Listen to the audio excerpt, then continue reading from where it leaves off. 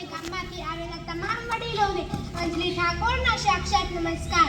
માં અને માતૃભૂમિને સૌથી પહેલા મારા વંદન એ કદાચ પિતાએ આપેલા શ્રેષ્ઠ સંસ્કારો પૈકી ગણી શકાય। તો આજે હું તમને પિતા વિશે કંઈક કહેવા માંગુ છું। આપણે સૌ જાણીએ છીએ કે દરેક કવિએ તેમજ લેખકોએ માતા અને માતૃત્વની ઉપમા આપી છે, પરંતુ ક્યારે પણ પિતા વિશે ઉપમા આપવામાં આવી નથી કે તેના વિશે લેખ પણ નથી લખવામાં આવ્યા। બાળકો નાના હોય ત્યારથી મોટા થાય ત્યાં સુધી તેમને માતૃપ્રેમ નિબંધ આવે છે, પરંતુ આજ સુધી ક્યાંય પણ પિતૃપ્રેમ નિબંધ નથી આવ્યો। હું માતાનો વિરોધ નથી કરતી, પરંતુ પિતાનું મહત્વ કહેવા માંગુ છું। પિતા શબ્દ સૌ જાણે છે, પરંતુ તેનો મન કોઈ જાણે છે નહીં। તો ચાલો આજે હું જણાવું। પિતા એટલે કે જેમ એક મકાનને ટકાવી રાખવા માટે મજબૂત પાયાની જરૂર પડે છે, તે જ પ્રમાણે એક સુંદર પરિવાર ટકાવી રાખવા માટે સાહેબ એક પિતાની જરૂર પડે છે। પિતાની હાજરી સૂરજ જેવી હોય છે। શું પિતાની હાજરી સૂરજ જેવી હોય છે? સૂરજ ગરમ જરૂર થાય છે, પણ જો ના હોય ને તો અંધકાર છવાઈ જાય છે। એક એવી કહેવત છે કે ઘોડે ચડતો બાપ મારજે પણ છાણા વીંધી માં ના મળતી। પણ ફક્ત હું તમને એટલું જ કહેવા માંગુ છું કે તમે એકવાર બાળક પાસેથી જાણી તો જજો કે જે બાળકે પોતાના પિતાને ગુમાવ્યા છે, પોતાના પિતાનો પ્રેમ મળ્યો નથી, એ બાળકને એકવાર પૂછી તો જજો કે જીવનમાં પિતાનું મૂલ્ય શું હોય છે। એક વાત છે સાહેબ, જ્યારે તું નાનો હતો, પાપા પગલે પડતો હતો, ચાલતા પડી જતો હતો, ત્યારે મનમાં એક જ વિચાર હતો કે પપ્પા છે ને। જ્યારે તું સ્કૂલે જતો, છોડવા વેળે પપ્પાને પાછળ ટાટા કહેતો, ત્યારે મનમાં એક જ વિચાર આવતો કે પપ્પા છે ને।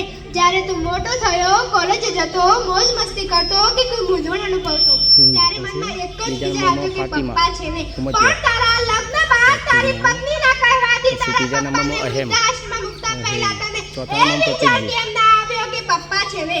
બસ અહીં બેઠેલા તમામને મારી એક જ વિનંતી છે કે તમે તમારા માતાને વૃદ્ધાશ્રમમાં ના મૂકતા, કેમ કે એ છે ને ત્યારે જ તમે છો, એના વગર તમારું કઈ અસ્તિત્વ જ નથી। અને છતાં પણ જો તમારે જાણવું છે ને સાહેબ કે પપ્પા વગર તમારી ઓકાત શું છે, તો તમારી શેરીમાં તમારા પપ્પા જોડે આંટો મારજો અને એક દિવસ તમે એકલા આંટો મારવા જજો। અરે ખબર પડી જશે, જે દિવસ તમે એકલા હશો ને, તમને બોલાવાની વાત તો દૂર રહી, લોકો તમારે સામું પણ નહીં જુએ। માં ઘરનું ગૌરવ છે ને, તો પિતા ઘરનું અસ્તિત્વ છે। માં પાસે અસ્ત્રોની ધારા, તો પિતા પાસે સંયમ હોય છે। તે સમયનું ભોજન માં બનાવી આપે છે ને, તો જીવનભરના ભોજનનું વ્યવસ્થા એક પિતા કરી આપે છે। ક્યારેક પડી જઈએ કે ઠોકર લાગે ને, તો આપણા મોંમાંથી માં એમ નીકળી જાય છે, પરંતુ ક્યારેક રસ્તો પાર કરતા ટ્રક પાસે આવીને અચાનક બ્રેક મારે ને, તો આપણા મોંમાંથી બાપરે એમ નીકળી જાય છે। કેમ કે નાના સંકટો માટે માતા યાદ આવે છે, પરંતુ મોટા સંકટો આવે છે ને ત્યારે પિતા યાદ આવે છે। પણ હું એ કહેવા માંગુ છું કે મને મારા પપ્પા કરતા આ સાંજ વધારે ગમે છે। કેમ કે મારા પપ્પા તો મારા માટે ફક્ત સારા રમકડા જ લાવે છે, જ્યારે સાંજ તો મારા પપ્પાને ઘરે લઈને આવે છે। પિતા એક એવા વ્યક્તિ હોય છે જેના પડછાયામાં દીકરીઓ રાજ કરે છે। બાપ એ હસ્તી હોય છે સાહેબ કે જેના પગરખાનાથી પણ તેની દીકરીને પ્રેમ હોય છે। જો માં એવી બેંક હોય જ્યાં તમે તમારા બધા જ દુઃખ જમા કરાવી શકતા હોય, તો હું કહું છું કે પિતા એક એવું ક્રેડિટ કાર્ડ છે જ્યાં બેલેન્સ ના હોવા છતાં તમને ખુશીઓ અઢળ જ આપતા રહેશે। અરે હું તો પિતા વિશે કહું તેટલું ઓછું છે, તેની માટે તો મારી પાસે શબ્દો ઘટે છે, પરંતુ સમયની મર્યાદાને ધ્યાનમાં રાખીને એક છેલ્લી પંક્તિ કહીને મારી વાણીને હું વિરામ આપીશ કે થાક ઘણો હતો ચહેરા પર પણ અનંત પરિશ્રમ કરતા જોયા છે। આંખમાં ઊંઘ હતી ઘણી છતાં પણ ચિંતામાં જાગતા જોયા છે। તકલીફો ચારે બાજુથી હતી પણ એકલા હાથે લડતા જોયા છે। કોઈને તકલીફ ભણાવતા ન હતા, પણ અડધી રાતે જાગી ખુલ્લી આંખે મારા ભવિષ્યના સપના સજાવતા જોયા છે।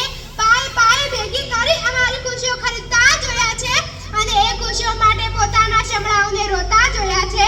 પોતાની પસંદગીને ના પસંદ કરી અમારી પસંદગીને અપનાવતા જોયા છે। વ્યક્તિ એક જ હતા, પણ વિશેષતા અનેક હતી। પિતા સ્વરૂપે મેં સર્જનહારને જોયા છે। થેન્ક યુ, જય હિન્દ, જય ભારત। બેબીને ખૂબ ખૂબ ધન્યવાદ।